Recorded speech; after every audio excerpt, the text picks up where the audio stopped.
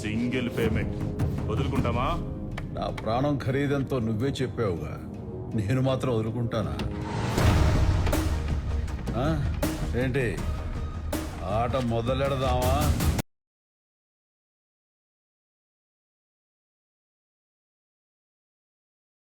Sir, ఆ carpet section లో గొడవ జరుగుతుంది సార్. బ్రహ్మని నువ్వు పని చేయి, షట్టర్ బయట నుంచి లాక్ చేసి అంబులెన్స్ తెప్పించు. సార్